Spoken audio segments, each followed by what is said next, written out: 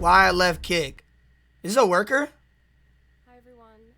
For those of you who don't know who I am, which is probably 99% of Wait, you, why I left Kick? my name's Melissa, and I was previously employed by Kick and Steak. Okay. There's been a couple of controversies recently that I've posted on my Twitter just in regards to how they've treated me since I left. Okay. Not only did they send me a cease and desist, which I'll go into in a second. Wait, cease and desist is if you is like suing, right? If you say something bad about them? To this tweet or here. But they've also been lying about the fact that I was fired when I quit. So Okay. I posted this post with my resignation letter in it. Oh. I think a lot of people were So kind of confused on why I would post a resignation letter to like 700 people that follow me on Twitter. This is because quite a few people in the esports industry do follow my account. Sure. And I thought it was a good way to showcase that if they had heard these lies, that they were absolutely unfounded. And I felt like I really had no other option. I mean, it was either let it go or try my hardest to get it out there that was absolutely not the case. Now, when I talk about them lying about me being fired, I'm not talking about an entry-level exec or some account manager. I'm talking about the CMO of both Kick and Steak, the guy that approves all the contracts. He's the head of the affiliate team for Steak. He runs the social media team. But pretty much everything runs through him. Every event, anything. Wait, you talking about Eddie or Rohan? Or his ideas or streamers or anything runs through this guy. He's basically Ed. He's on pretty much the exact same level as this guy. He directly reports to Ed. The CMO basically runs everything. I think they decided to go with this strategy because Steak and Kick are supposed to be sort of booming at the moment, and a lot of people in the industry would probably think it was crazy for someone to leave because it's such a big opportunity, and it really is, crazy. Especially being in Australia where we really don't have a big entertainment industry at all. So, you know, this is kind of a once in a lifetime opportunity for people. I think that they would have thought they would get away with saying that I was fired because there's no way someone would leave this business. Little do they know it was actually extremely easy to leave with the things that go on in that office. The ego on these people is insane to think that no one would leave. But they do employ people purposely that are completely okay with unethical behavior and conduct it themselves and work with zero integrity. So I'm not surprised that they were surprised that I would leave. I guess that was a mistake on their point to even employ someone like me. It's an ego party at the Kick staff? Oh, nah, bro. Oh, nah, it's the Wolf of Wall Street in Australia, bro. I would be okay with even a quarter of this. It's important to note that the office environment for me was extremely hostile. Not only because I was being treated pretty poorly by a couple of individuals and the people that I went to for help were not helpful at all, but because there was just a consistent disrespect to other people's opinions and beliefs. And this went as far as to just consistently hearing the F slur, and not even just in jest, like as a joke. It was specifically, you know, targeted towards people that it was supposed to discriminate against. Even so much as to walk past the socials room, the guys that they was calling each other the F slurs in the office? Nah. Yo, yeah, Kick, I'm seeing it. Nah, Kick. Damn. Y'all just one of the boys. Y'all ran into the wrong person, though, because, like, you know, she might have took it seriously. Were they saying it in an intent, like, oh, you little F word, or like, oh, let me, like, bro, I bet you in the Kick staff was grabbing each other's asses, talking about good game, calling each other a hard R, bro. It was probably a Call of Duty lobby in that bitch. You know, Kick streaming and Kick community, and here the N-word just dropped. Hard R. Whoa! What is this office? How? And they had the executive, like the upper management was in the room. And I just sort of was like, what did I just hear? I couldn't believe it. And it's like, I came from companies that if you said anything... Nah, that's low-key unprofessional shit. I'm not gonna lie. Saying the hard R in the office... You are in trouble, if not fired. Like, and I think... You know, there is it really was an open environment, just like Kick. But at the end of the day, it's the company's responsibility to ensure that everybody feels safe and welcome. Really? I even remember seeing a couple of people in my team laughing because they were deliberately misgendering transgender streamers. That's misgendering. Nah, bro, they probably came in my stream when I had a wig on and they were like, look at this little tranny. When the fat put his pricing down. Yo, misgendering is crazy. This is probably going in like streams that thought they were guys, talking about some Yeah, we're gonna give him a raise. Yeah, I'm not gonna lie. Kick staff is just like another kick streamer for real. Like, how do you function in that environment? So in regards to my resignation letter, a lot of it was blurred. This was just due to the fact that a lot of it was personal information that wasn't really relevant, or it depicted another staff member whose story is not mine to tell. But the part that you could see that I really didn't want public, but I knew if I blurred literally the entire thing out, it would have zero impact and people would just assume that it was fake anyway. So I speak about the fact that I needed flexible working arrangements and that they were revoked.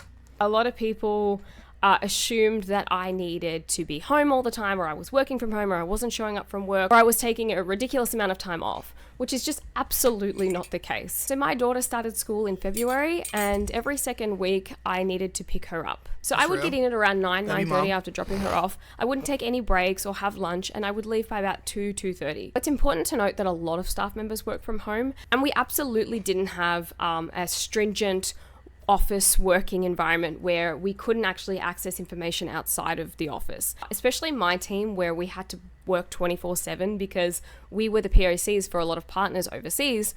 And also I was consistently working with businesses overseas. So there were times where I would be working from 7 p.m. to 11 p.m. outside of work hours after doing a day's work. So it was very normal to work from home anyway.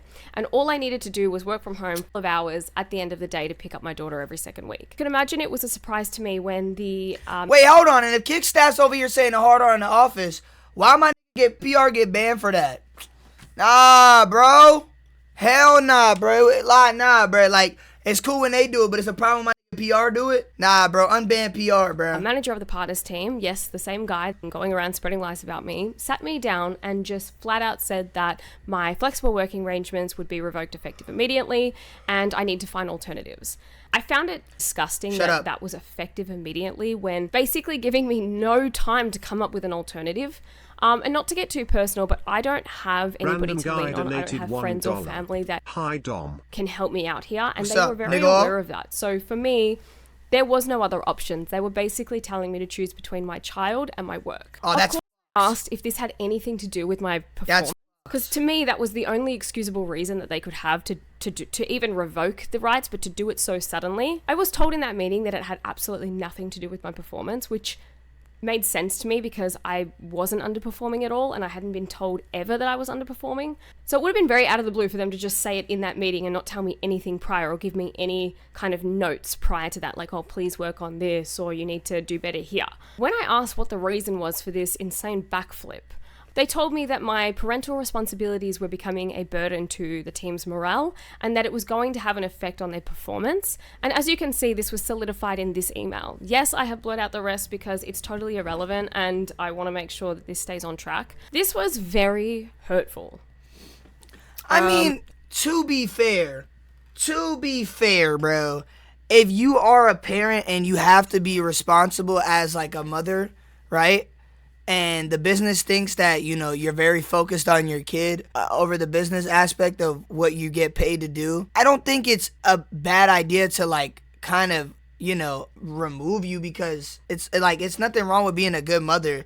It's just, if it's affecting their business, they got to do what they got to do. That's what business is. It's cutthroat. You know what I mean? It's not like the business revolves around you. You got to understand they got to make money too. I understand where she's coming from because she says she's not underperforming. But if that's how they feel, that's, I mean, they could do whatever they want, right? Because they're the business. But I feel like it's not fully affecting Kick. There's no way one person is fully affecting Kick. So like firing her instead of like compromising with her was probably the wrong thing to do. She ain't get fired, she left. Oh, that's right, she did quit. I'm sorry.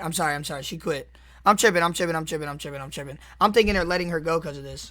She did quit. You know, if you're a parent, you know that your morale is also very low, especially if you're working full time. So to hear that other people's morale was low for me having to run around like a psychopath every morning and every night trying to, you know, scurry together to get her to school, to get to work, to leave work, that's to go real. get her. That's a W, mom. It was a lot of pressure on me. Being a mom ain't easy, bro. Especially if you don't have like, I don't know what her personal life's like. But if she's saying running around, picking up her kid, doing all this like a psychopath, she most likely doesn't. Her baby daddy's not in her life. So that's like a very tough situation for her. I don't know. I'm sure if he is, you know, that's awesome.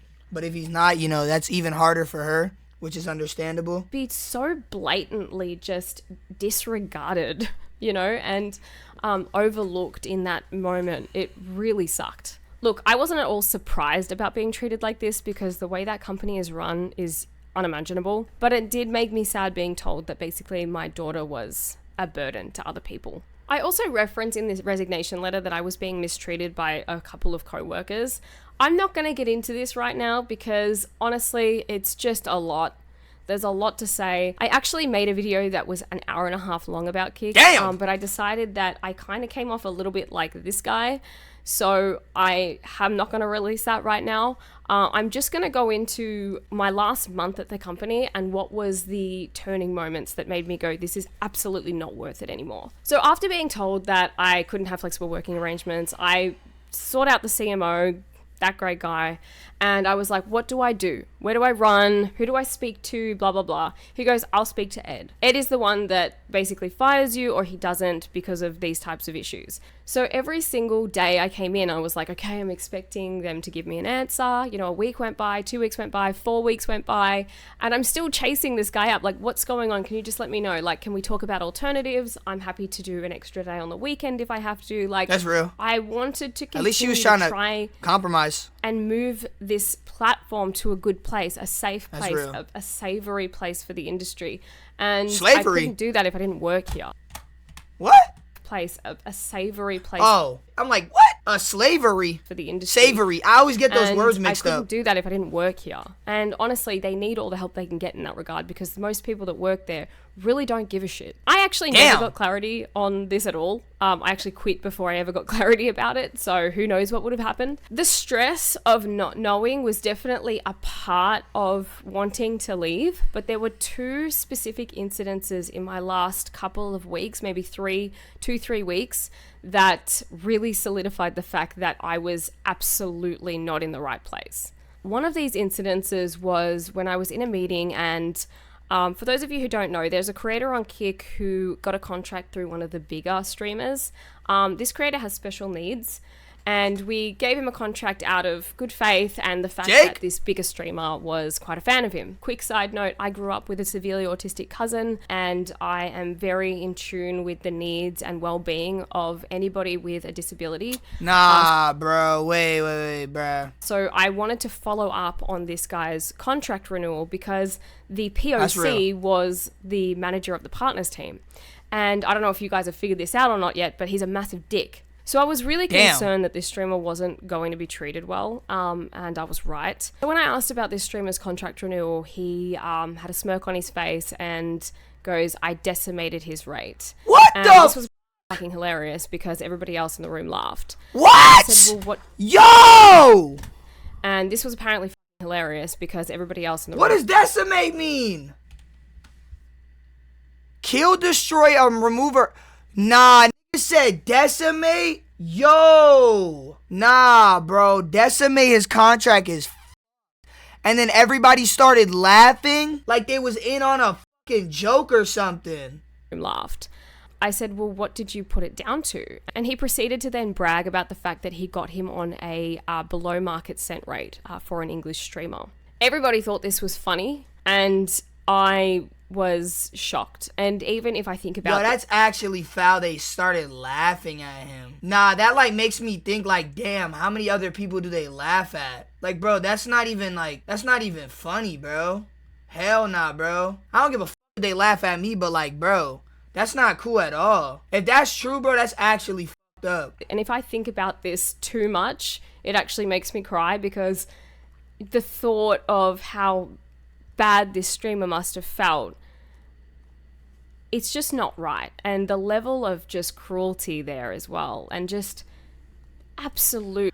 I mean, bro, like, it's kind of hard to like prove that this is real too, because people could say anything, but like still, she sound like she emotional about it. Jake Future finds out nah, he reacted to it. That's actually fucked. I decimated his rate, and this was apparently hilarious because everybody else in the room laughed.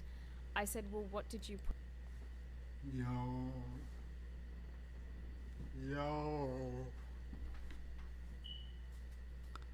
Even that nigga shocked. He's like, yo. I decimated. I'd be shocked too. What the f? Like, nah, all jokes aside, that's actually f***ed, bro. I really hope that's not true because, you know, like, nothing against this lady, but women like to lie on people when they, like, you know, when it's relationships, when they break up, they be like, oh, that nigga got a small dick, he gay, like, you know, them allegations. And then especially when they get fired, they're gonna, you know, what's the word? Exaggerate shit. You know what I mean? I hope this is not true, but if it is, it's actually fucked. And if Jake's contract did go down, because the way he said yo, it sounded like he was like, yo, damn, that's really why my contract went down. You feel me? They said they're working on it with Jake, so they did bring this contract down. So this shit is true if they're working on it with him. It's actually fucked up. Nah, bro, that's an L on Kick, bro. I ain't gonna lie, bro. I know I stream on the platform, but I'm not gonna sit here and act like that shit was cool. Yeah, Aiden stepped in from what I saw in group chats. Yeah, W Aiden, bro. Listen, bro, there's levels to, like, you know, like at first when she was saying, like, they were like making fun of each other, saying shit to each other, like F slurs, probably wasn't trying to be homophobic. They were probably, you know, it's a benefit of a doubt. Like, they were probably boys being boys and she took it the wrong way. But this is like next level. This ain't even dark humor. This is just dark. I ain't gonna lie. All right, let's keep watching. Like, no compassion towards the fact that this person... There are no words. I have no words about this. It made me... I don't use the word hate very often, but it made me hate this person, which was very difficult because he was managing that team that I was a part of. Being so around these people and those like people who thought it was funny became impossible. And this is amongst a billion other things. That is another thing, though. It is a gambling company at the end of the day. Kick is a gambling company at the end of the day. If you think for a second, bro, they're going to be like Twitch staff, where like Twitch is just focusing on streaming and they're all, you know, family friendly, I think you're a little mistaken, highly mistaken, because gambling is already one thing that's like very much so 18 plus and a little bit more on the, what's the word for it? There's a word I'm looking for. It's edgy. Yes. I feel like it makes more sense that the Kick staff is more edgy. Because most of their streamers are more edgy, and it has to do with gambling, like it's stake. So to think for a second that it's gonna be like all family friendly at the headquarters, I'm sure Twitch headquarters has their ups and downs too, but this is like, this is one of them. This is like next level. Yeah, it's not for the lighthearted people. Exactly. Put in that 1.5 hour video that I haven't released, but I think this kind of adequately depicts the type of people that are, you know, pulling the strings behind this platform. The second reason, so the second incident that happened about 2 days prior to me leaving, which really solidified it. I walked out of this meeting, called my friend and was like, it's done. I'm done. I'm out of here. I cannot do this anymore. We were talking about the fact that they were trying to get a very beloved Twitch streamer over to Kick, to stream Stake as well. And God, it's horrible. And just for context, this particular streamer had been publicly battling cancer recently. So they decided to utilize... Chad, who is this? It just said Kai, bro. My nigga, what? Kadai? Oh, this girl? Damn, that's cancer's no joke. I never heard of her, but still, regardless. Is that in their strategy to get this person over? The conversation very quickly became quite sinister. I'm going to say a quote, and it's something that I cannot get out of my head because it's so heinous to me. What's heinous? And I think it will speak volumes in, you know, the type of characters that work there, which is why I had to get out. Horrible? Oh. The quote that I remember hearing was, we can get her on Kick streaming Stake for a relatively low price because she probably thinks she's going to die soon and she'll want to leave more money for her family. What the When I heard that... Yo, what type of logic? Yo, Kick business. Nah, bro. Kick business. Kick business is cutthroat, nigga. That is a crazy thing to say. Family. When I heard that, surprised, I looked up in surprise. And everybody else was sort of looking at this person that was speaking and just being like, yeah, you know, that's true. Let's go with that. Like, what the think we can Yo, this is like a South Park episode on God. Bro's talking about she gonna die soon. Let's just give her a little bit of money before she passes. Get this person. And I remember getting really hot after that. Like, I just felt like I was in hell. And I was talking to... Okay, my question is, because there's no way this happened on the same day, the whole Jake situation and then the cancer situation. Why did she said she left after the Jake situation, but she didn't leave after the cancer situation. Like, which situation did she leave after? A month apart? I ain't gonna lie, bro. And she stayed after the shit. What if this is cap, though? That's what I'm saying. Now, that's exactly what I said earlier. I said, like, she doesn't really have visual evidence on, like, any of this. And I said women, like to exaggerate things when it comes to relationships and business. So you don't really know. But if this is true, it's bad ball. Kade explained it and exposed them. Oh, wait, she had proof that she exposed them? That's what I'm saying. I feel like she's not fully capping because, bro, she sounds emotional. But women like to do that, bro, with the about to cry, gaslighting, looking innocent role. But it's like, you stayed. You also did stay after the whole situation with when you heard this, which is like, in a sense, you still kind of supported it. Not support it. Obviously, it sounded like you didn't, but like, you stayed with them after that. Now, I understand she's making money for her kids. But if you feel like that shit was wrong, you should have left then and there. But you saying that she left after the cancer, but she just said she left after the Jake Future situation. So I'm confused. She said this happened 2 days before she left. Jake was weeks before. Oh, okay. I ain't gonna lie, because the cancer shit would be like that would be like the cherry on the cake, bro. Because that's kind of the devils. And I was talking to demons, and these demons were plotting to, take over the world, and I had to stop them. Like, it felt so bad. What the f***? Out of that meeting, I actually ended up going home early because I needed to have... Bro, there's NDAs in business. You can't disclose information. I don't think you understand. Like, you know how many times bitches broke NDAs? She might get sued, but do you think she gives a f***? Obviously not. She made a 19-minute video. NDAs are a scare tactic. That's what I'm saying. Like, bro, NDAs are like, yeah, you can't say shit, but you could still break an NDA. Like, yeah, you're gonna get sued, but it's not a fucking zipper on your mouth. After having that conversation with my friend, I just needed to really, really think hard about whether I could stick this out. And obviously, my decision was that I was going to walk away. I had no intention to expose the company. Although a lot of people that I did speak to about these issues, throughout the entire time I was there, and then obviously when I left and the reasons why, they said that people should know about this, especially because this company has so much influence. Letting people know about what's going on behind the scenes might help them hold them accountable. And there is nothing without accountability. And right now, they are not accountable for anything. As you can see, They just let slide. They do anything. They don't care about pedophiles on the platform. This guy right here, I had to fight tooth and nail to get this guy off. This is something I went into detail in the other video. But yeah, fought so hard to get this guy off. And she the one that got snags packed. 14-year-old girls that he wanted to do something sexual to them. And he even included their age in the proposition. I mean, if you haven't seen the video, it's so heinous. It's so wrong. And the fact that everyone there could watch it with a grin on their face. There were staff members who were defending it, saying that it was a joke. That was actually one of the first times I was like, I have to walk away. If this guy stays on the platform, I have to go. Child endangerment, having children on the platform. Before I got there was no verification process for if somebody was underage. And it's so funny because by the time I left, me and compliance had put together a process.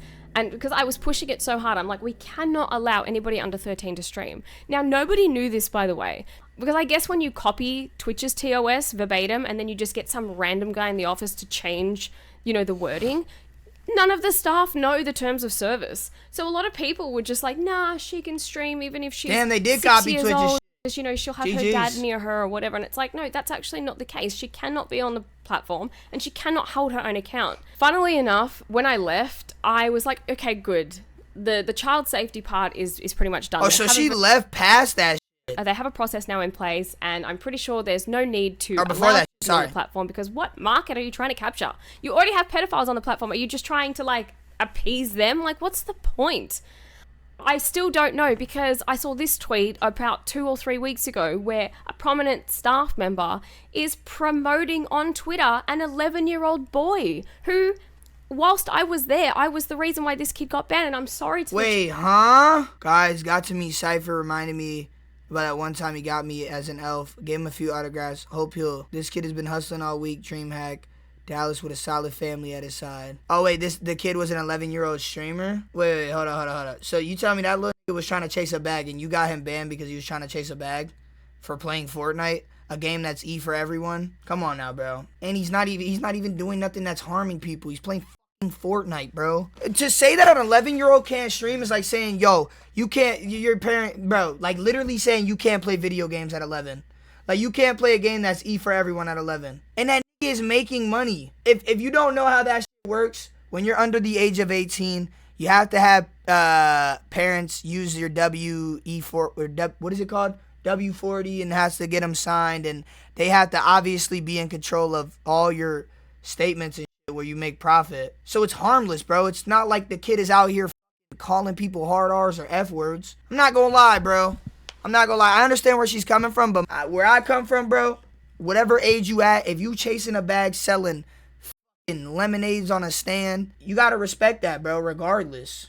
Boy who, whilst I was there, I was the reason why this kid got banned, and I'm sorry to the child that, you know, that might upset you, but it's about your own safety, and especially on Kick. I feel like sometimes Kick should be like under... He was playing Fortnite. Can't even be on it under 18. This child was banned when I was there because, you know, I did have a zero tolerance towards it. He's a Cypher fan, so he definitely doesn't curse. Like, bro, I really don't think an 11-year-old, like, I'm gonna be honest, bro, like, unless the kid was doing IRL streams and some ignorant content, it's understandable, but he was playing Fortnite, bro. Because children need to be protected. That's true, though. Children do need to be protected, but, bro, at the end of the day, there's probably... Bro, worldwide, the age group of Fortnite is probably like 9 years old to like 46. You know how many 11-year-olds play Fortnite and don't get paid for it? This is playing Fortnite and getting paid for it. I really don't see what's wrong with that. Against the people on the platform, but you need to protect children against being, you know, exploited by their parents, which you see on YouTube all the time. You need to protect children from people on the streams. Like, if he got chat-botted, or, you know, a bad character came into his stream and started saying horrible things that you can only imagine. That's where you get moderators, though. Guilty for that, and who knows what that's going to do to that child as he grows up. I'm not gonna hold you. I understand where she's coming from. Like, cause she's a mother and she has a kid and she's trying to protect, you know, his innocence. But like, playing Fortnite is really like, I just really don't see what's wrong with him playing Fortnite and just live streaming it. I understand the chat and Kick is probably not the best place to do it for as an 11-year-old.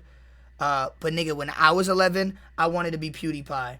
You feel what I'm saying? So I'm like, bro, the kid's probably inspired by other Fortnite streamers, which was that Cypher guy, and he just wants to be his inspiration. I really don't see nothing wrong with that. It'd be different if, like, the kid was getting, like... Because, like, bro, there's kid actors out there that get abused, bro. Their childhood is, like, ruined, you feel me? As a kid actor, which is fucked. But this kid's staying home playing Fortnite. That's what I don't get, bro. How can a child be an actor, but... Cryptic, you saying it's illegal for someone the age of 13 to stream. What sense does that make? Like, on God, what sense does that make? You telling me it's illegal for a to turn on a video game, press start streaming, but it's not illegal for a kid to literally be in an acting movie that has to do with, like, a shooting, bro. There is literally multiple movies where you got kids fucking literally using guns. You got kids probably saying crazy shit. I've seen movies where kids, like, literally fucking cursing the shit. Look at all the Disney kid actors where they're at now. Drugs or jail. So, yeah, that's another thing, too. Probably does ruin them at a young age. But I genuinely don't think if you're playing Fortnite and streaming, it's going to ruin somebody's childhood. Because regardless, you're going to play Fortnite. Regardless, you're going to play video games. If anything, it's a childhood memory. Acting is different because you're surrounded by a bunch of adults that you don't know what their intentions are. And they're going to put you to work way more than what they're going to do as a streamer. That's why I said, I understand it's Kick because it's 18 plus. So it probably wasn't the best idea for him to stream on Kick. Maybe like Twitch or something. So I don't know, bro. What do y'all think, chat? Do you think it's wrong for an 11-year-old to play Fortnite stream? Eddie and her exchange on Twitter after this video is posted. Is there a death of Kick streaming won't stop too? I've been told multiple times since I quit that they're going around saying I was fired and making up ridiculous reasons why. Let's put this to bed right now. Here's a screenshot of my resignation email. I quit to get away from this type of bullshit, unethical behavior, yet they persist. Is this even legal? Thank you for the email. We confirm that you resigned effective 16th of May. You will not be required to work your notice period. We confirm you will receive your entitlements, including any unpaid salary payment and I don't know what that means, of notice and remaining annual leave within 7 days. Okay, so she did quit, and she has proof of it. Mel, I'm sorry I didn't get to know you better during your tenure. It's sad to see you leave on bad terms. I wish that further working flexibility could have potentially been organized for you, but consistent department and broader company policy is also important to us as we aim to hold everyone the same standard of work. I'm sorry this was badly communicated by any layer of management. We certainly reflect on this policy and how it's handled, especially for caretakers such as yourself. Would you kindly be able to send me through some examples of the problems you are facing with what people are saying regarding your resignation? My DMs are open.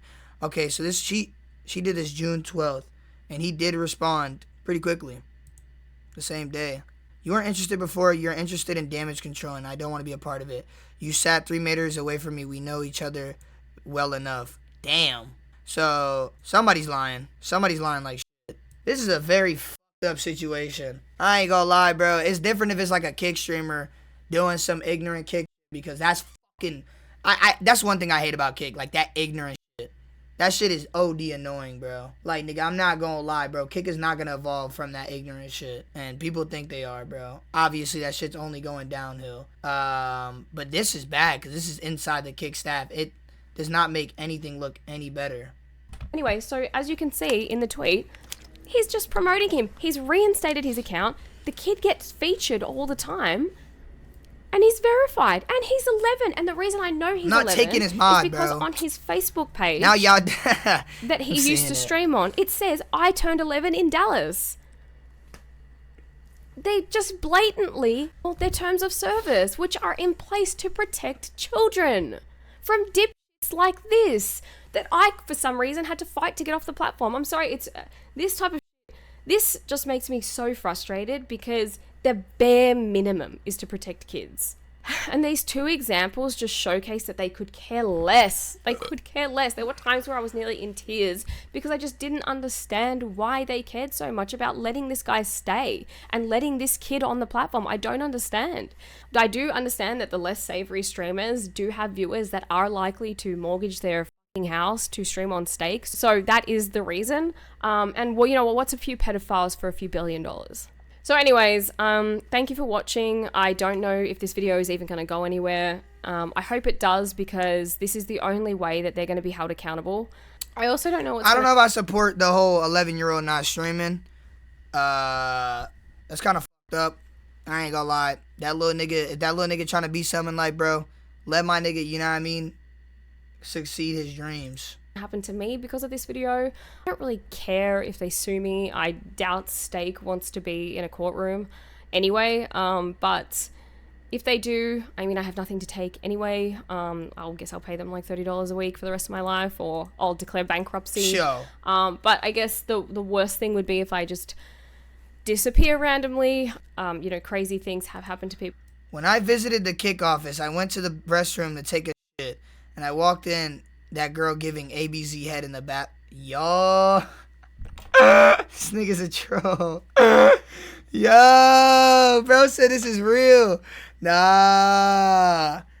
That's fucked up. Nah, bro.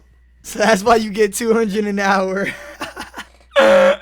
Nah. People that go against big gambling companies, just look it up. But so if I do disappear randomly, luckily I moved house recently and I'm not even on the lease, so hopefully they can't find me. But I feel like after recording that long video and even doing this one, it's been very cathartic for me. It's really sorted out a lot of my thoughts, and I've been able to really reflect on what happened there and how wrong it all was. There is so much more. But I think for now that kind of at least showcased my little story about why I left. And yeah, bro, that's bad ball on Kick.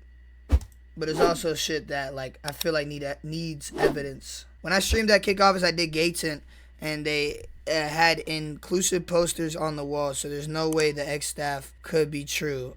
I also met her, and she said she loved working there. Oh, he did meet her. Damn, he got visual evidence of that shit. Damn, and she said she loves working there? Nah, somebody lying. Ain't from New York, but my niggas be chillin'. Only couple niggas that I know who'll kill for me. She said when I fuck, I get her in a feeling. Shorty is slutty when she out the Hennessy. Bitch named Clinton, knock over Hillary Tack.